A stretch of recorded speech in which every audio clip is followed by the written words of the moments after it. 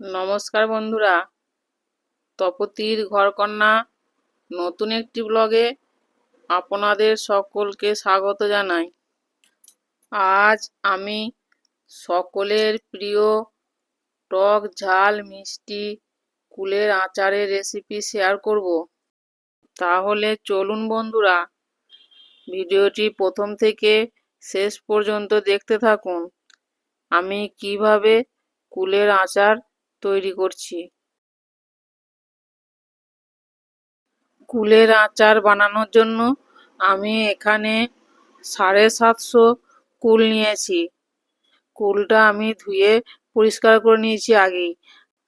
এবার ডাঁটিগুলো ছিঁড়ে দিচ্ছি আর মুখগুলো একটু ফাটিয়ে দিচ্ছি, দিয়ে 5 মিনিট জলের মধ্যে আমি ভিজিয়ে রাখবো।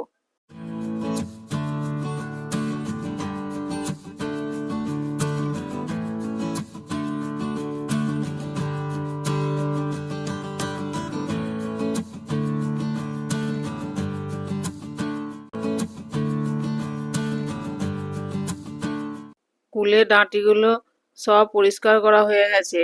এবার 5 মিনিট পর আমি জল থেকে কুলগুলি একটা পাত্রে তুলে নিচ্ছি।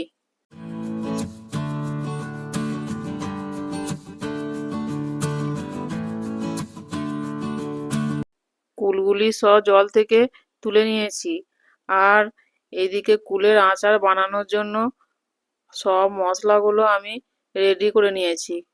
এবার কুলের আচার তৈরি করব। তার জন্য গ্যাসে একটা কড়াই বসিয়ে পরিমাণ মতো সর্ষের তেল দিয়েছি।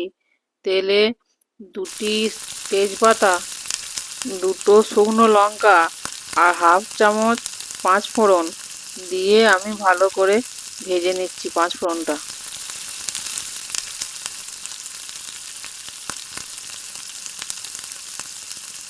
পাঁচ ফোড়নটা একটু ভাজা ভাজা হলে সামান্য হিং দিচ্ছি তেলের মধ্যে।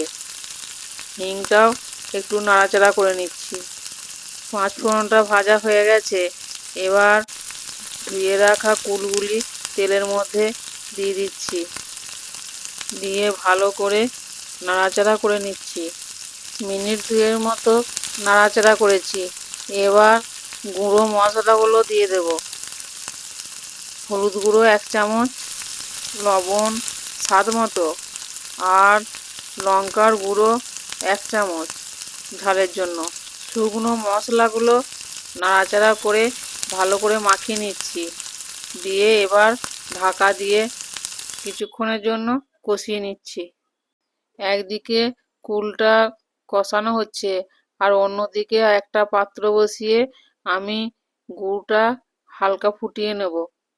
এখানে আমি 750 গ্রাম কুলের জন্য 500 গুড় নিয়েছি। গুড়টা ভালো করে আমি একটু ফুটিয়ে নিচ্ছি।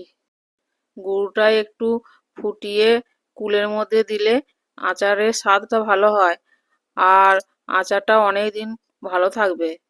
আর গুড়ের মধ্যে যে নোংরাগুলো থাকে সেটাও ছেঁকে নেওয়া যাবে।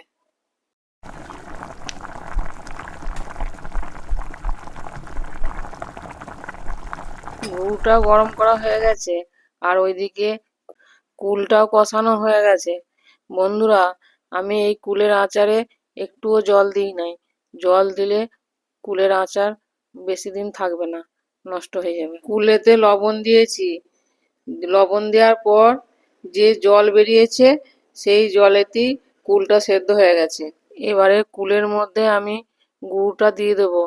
তার জন্য এরকম একটা ছাঁকনি নিয়েছি, দিয়ে গুড়টা আমি ছেঁকে দিচ্ছি।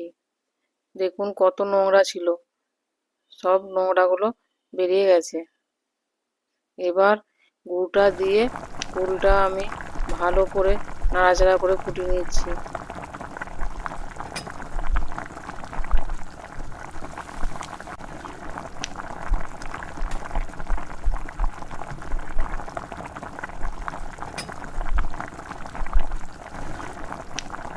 এবার কুলের আচারের মধ্যে আমি ভাজা মশলা দিয়ে দিচ্ছি। ধনে, জিরে, শুকনো লঙ্কা ভেজে গুঁড়িয়ে রেখেছিলাম, সেই মশলাটা দিয়ে দিলাম 1 চামচ, দিয়ে ভালো করে ফুটিয়ে নিচ্ছি। আমি এই আচারটা একটু রস রাখবো, এই রসটা একটু ঠান্ডা হয়ে গেলেই টেনে নেবে।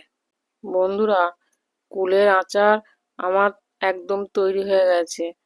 এবার আমি একটা বাটিতে নিয়ে দেখাচ্ছি, দেখুন একটু ঠান্ডাও হয়ে গেছে কিন্তু রসটাও টেনে নিয়েছে। দেখতেও যেমন ভালো হয়েছে, খেতেও সেরকম ভালো হয়েছে। বন্ধুরা, এই আচারটা দেখে নিশ্চয় অনেকের জিভে জল চলে আসবে, তাহলে খেতে হলে কিন্তু ঝটপট এই রেসিপিটি দেখে বাড়িতেই বানিয়ে ফেলুন।